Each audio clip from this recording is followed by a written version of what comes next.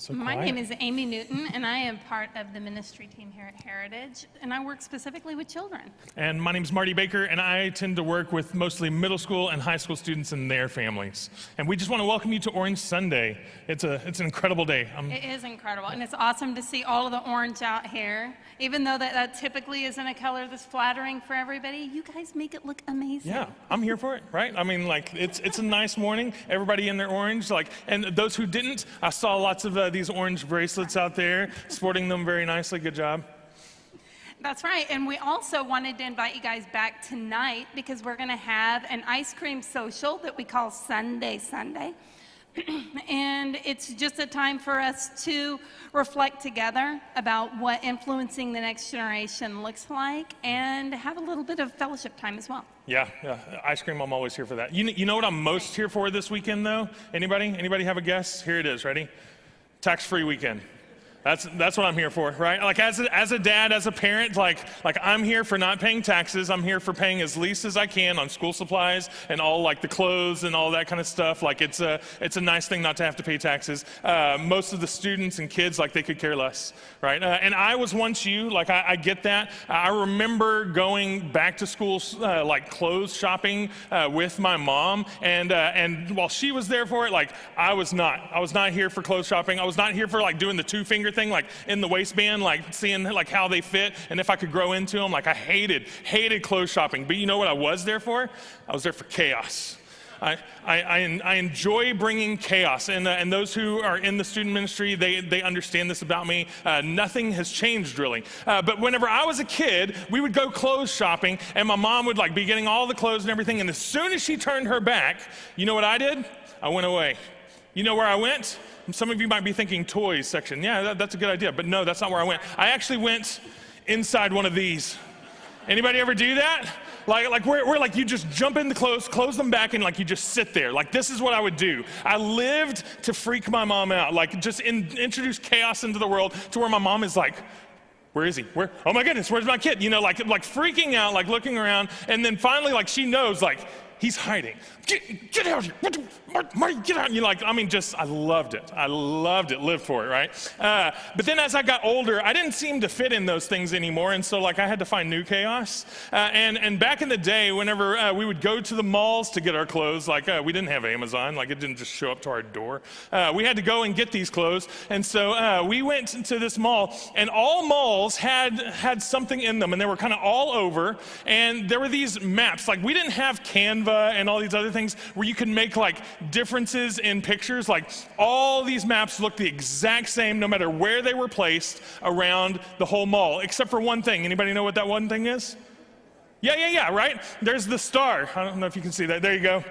Yeah, the star that says, you are here, right? The you are here star. And so that would be placed at different places. But what I learned was they had just like stuck a sticker on there. And so like I would go and I would peel that sticker off and move it. Yeah.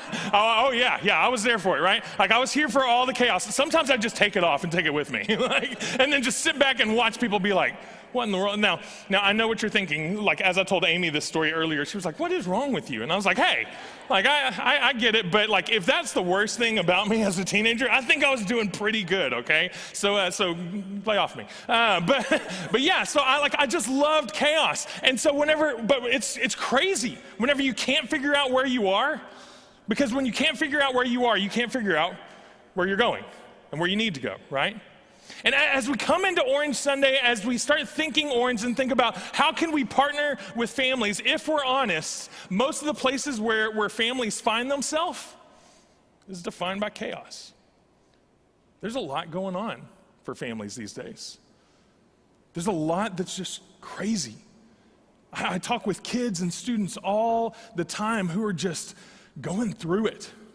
This last Sunday night, like we met with our students, and so many of them just shared their hearts, shared those things that like they just don't often talk about. And man, where we find ourselves is often defined by chaos.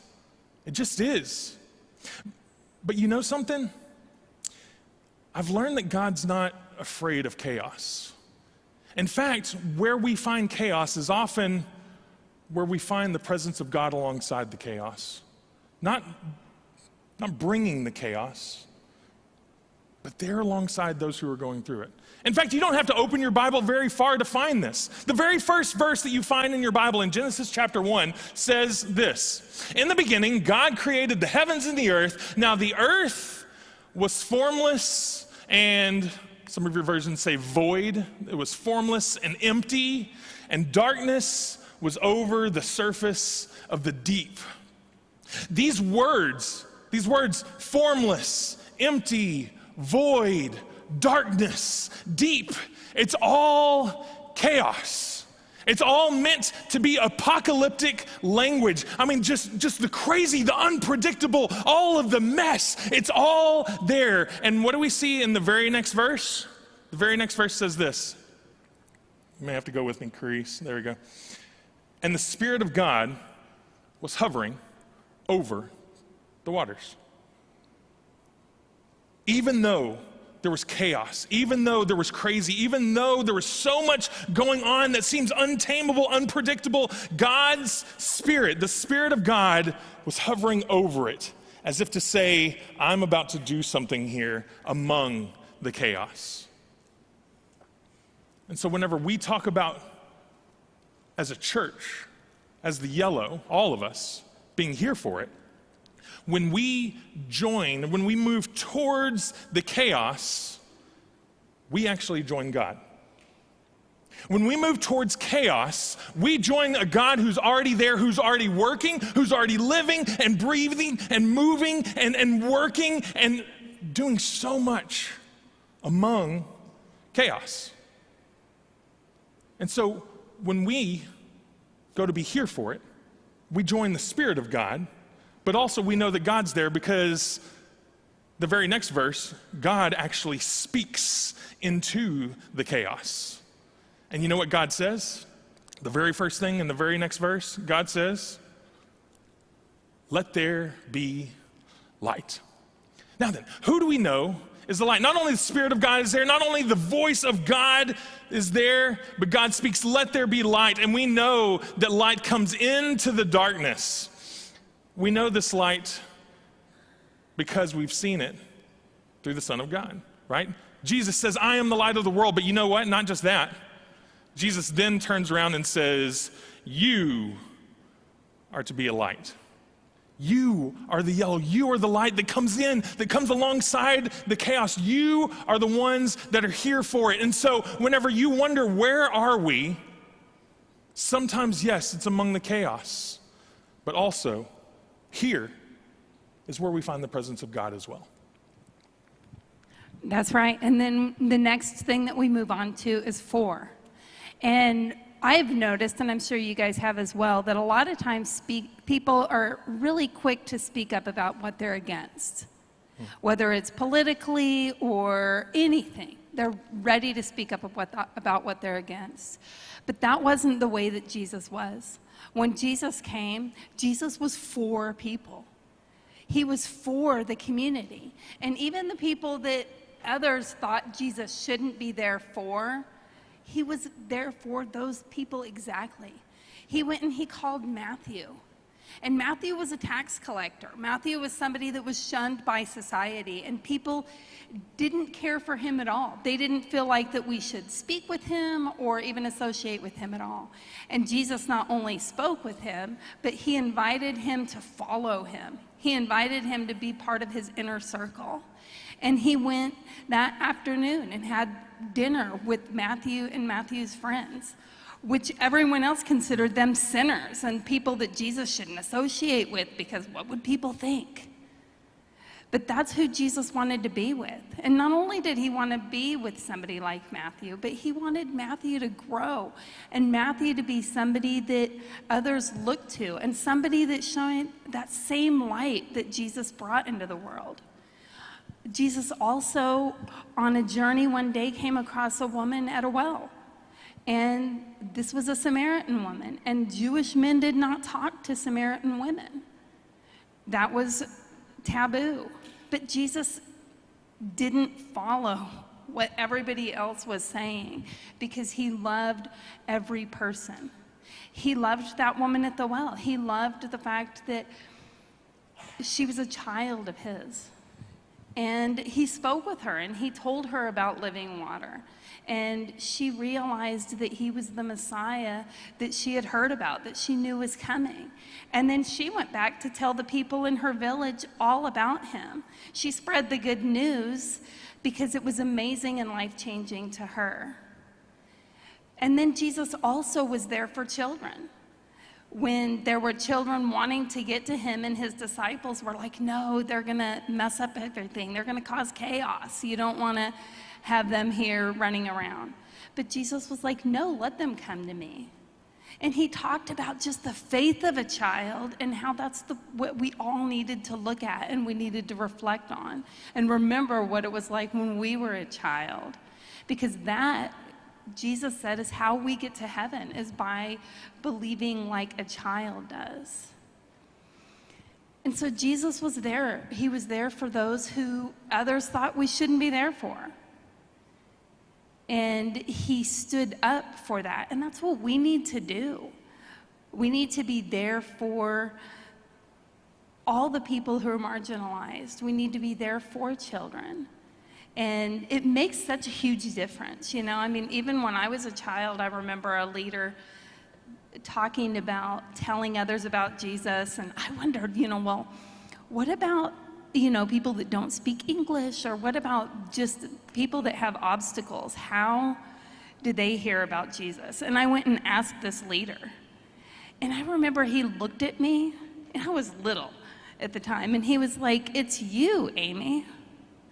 It's you that can make the difference. And as a child, I was like, what, me? I felt so empowered and realized then, and have continued to realize through my life, that God doesn't see age.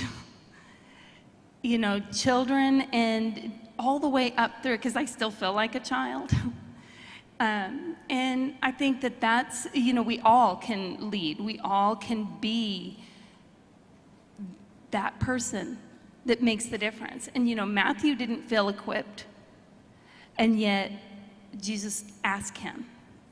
The woman at the well had a lot of things in her life that she should be ashamed about, but she wasn't thinking about that at all when she went back and shared the news of Jesus. And that can be all of us. And that's even today, the church looks like us going into our community and spreading that light. That means all of us getting together and teaching the next generation how to do that. Yeah, so you may have seen like a lot of these shirts around this morning. Some of you are even wearing these shirts this morning. If you see somebody in one of these shirts, and you're not seeing a lot of them because they're already like down there for it right now. Like they're actively like being here for it with a whole bunch of like little kids that are running around and doing like all the best things down there. I promise they're doing all the best things. So yeah, but there's a whole bunch of volunteers that are down there that are here for it right now. And so as I look out though, as we look at some of these ministries, we also know there's a need for more people. Like there's a lot of things that we're not able to accomplish that we would love to accomplish because we don't have enough people who are here for it. And that's because a lot of us are here for it, like we really are, but like we're more here for it when I'm prepared. You know, like I'll be here for it if I feel like completely prepared for whatever it is that I'm going into, right? Like, so Amy and I, we do trainings, we do as much as we can, like for our volunteers, but let's be honest, there's gonna be stuff that comes up that like, we just didn't see coming, and you're not prepared for it. And guess what? We still need people who are here even when you're not prepared for it. So some of you are thinking, you know what? Like, I will be here for it whenever I'm older. Like right now, I'm too young. I just can't do that. Like maybe whenever I get like more under my feet, whenever I get more knowledge, whenever I get more experience, like all that kind of stuff. Like I'm here for it, but I'll be more here for it whenever I'm older. And what's interesting about this is that the opposite also happens. Some of you are going, I was here for it, but now I'm older. And so I was here for it whenever I was younger. But now, like I've paid my dues, like I'm not needed anymore, or I'm going to do some other things. And what I'm here to tell you is all the surveys, like the survey on National Survey on Youth and Religion, Fuller Youth Institute, Barna Research Group, they all show that the more we have intergenerational ministry, the better that we are. the better that we do and the better that our kids and students do. And so if you're thinking like I've aged out of being here for it, let me tell you, you are needed, you are valuable, and you are important. And you have a significant role to play. And so if that's what you're thinking, I want to challenge that. Some of us, on the other hand, are going, you know what, I am here for it whenever it's convenient. Because right now, like, we just got so much going on. Hey, guess what? So do everybody. Everybody's got so much going on. And yet, we've got a lot of people around us that are saying, you know what, I'm here for it. But not just that, like some people say, I'll be here for it when it's predictable. Whenever it's a guarantee, whenever it's not messy, like whenever I know what's going on, because sometimes like it's messy. Sometimes it's messy because like those snotty noses are everywhere. And like it's literally messy down there. And then other times it's just life. Life is messy.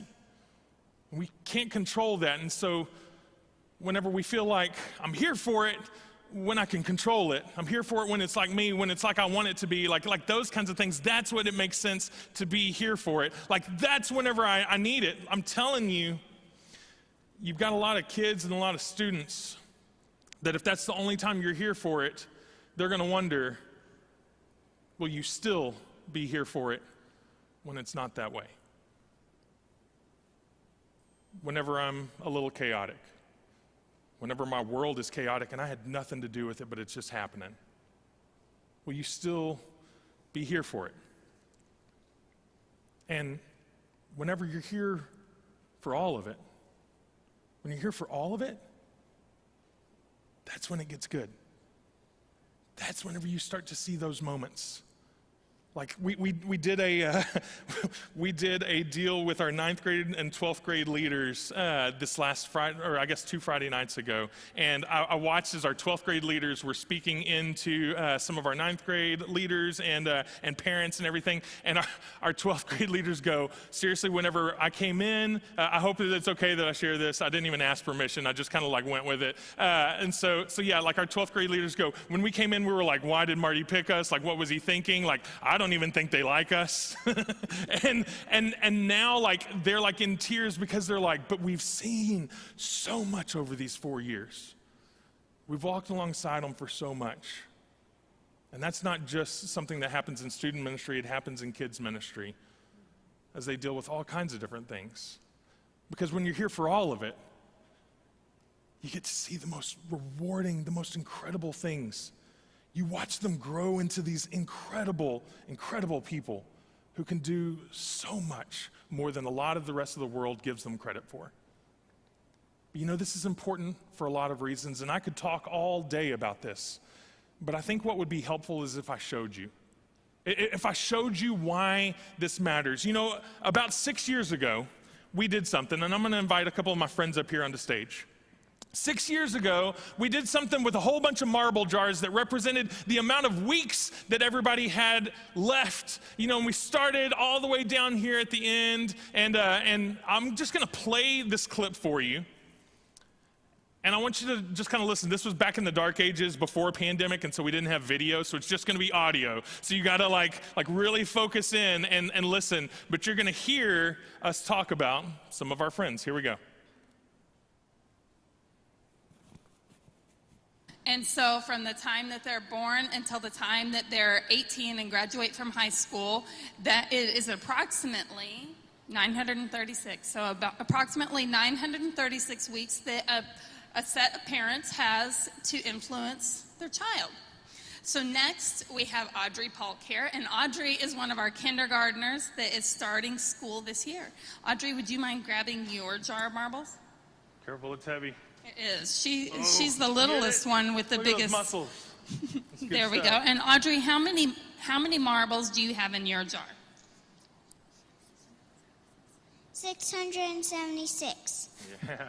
676. So that's 676 weeks that she has left at home with her mom and dad. Next we have Grady. Grady Clem is in the 3rd grade this year.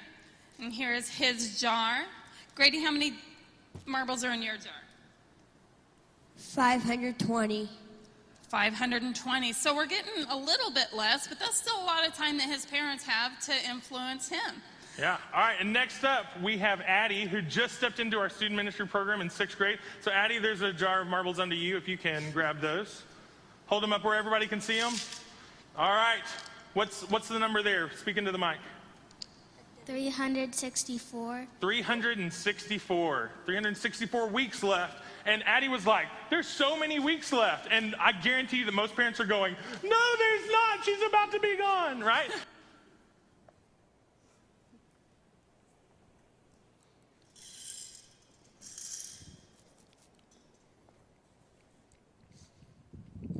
She's about to be gone. And just like that, 6 years go by so quick. It happens fast. And so whenever we say that this matters, it matters because these aren't just marbles. They're actual weeks. And they go so fast. They're actual faces. They're actual names. They're people that we care deeply about. And they matter to us. And we need more people who are here for it because we're here for them. When we say we're here for it, we're here for us. We're here for ours. We're here for them. But you know, we started doing this a while back because you'll notice this isn't zero, right? That would be this jar whenever they graduate. Whenever we say we're here for it and they've graduated, by then we don't have anything left. We've used every week because whether we're using it or not, these weeks are going. And we're not here because Addie's at the beginning of her senior year and she's just a representative of so many students that we have in our student ministry who are starting their senior year. And so if you're in the room right now and you're starting your senior year, can you stand up real quick for us so we can recognize you? Yeah.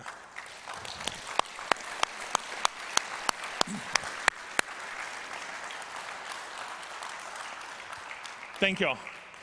And so, as we look at this, remember, we still have a few left.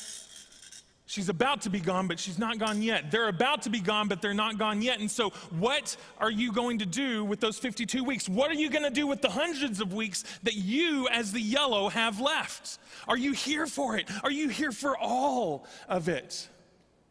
Because it matters. Matters a lot. You know, we actually have a representative that was this class too 6 years ago. Cole Newton, can you step on up here? So Cole was one of the ones that graduated that year that we did all of this marble jar 6 years ago. And Cole, this is not where you are anymore either. You're 6 years later at a different marble jar. Can you go be where you are?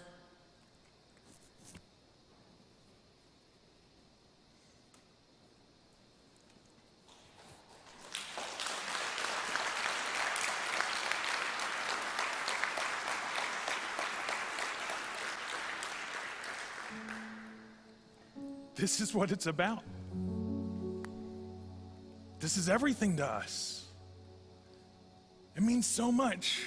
And I'm gonna step aside so you can get the good picture. That's what it's about. When I say it's us, I do mean that. It's us. It's ours. We're here for all of it. For every time that little one steps into a different phase, we're here for it.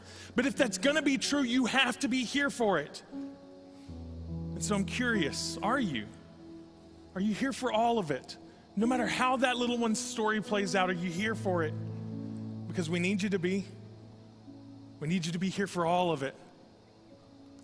See, we're gonna ask you to do a few things. We're gonna end a little bit early and ask you to do a couple of things. We want you to notice the people that are in these shirts, because these shirts are the ones that are going to have the best stories. They're going to be the ones who have been here for it, who have walked the journey, who have been doing all the things for the last few years. And if you're not wearing one of those shirts, we want you to go ask about those stories. And if you are wearing one of those shirts, we want you to tell those stories, and we also want you to like go stand at the little picture area in the lobby, and we've got like little things that say like I'm here for, and it says like runny noses and like hard conversations and snacks, like that kind of thing. Like go take your picture, go enjoy it, because you're here for it and you're here for all of it. And those of you who haven't committed in some way, figure out, how is it that you can be here for it? Nothing's a small give. For instance, we need more people who are like just at the doors, opening doors, a smiling face and saying welcome, that we're glad you're here. We need people who are taking the pictures. We need people who are committing for those moments where those conversations happen. We need people who are here to talk about what God's done for them. We need all of it. We need all of you to be here for it. And so tonight, what we're going to do, for those of you that have kids and grandkids and other kids, like we're going to have a social time where we've got ice cream where you can meet your small group leaders.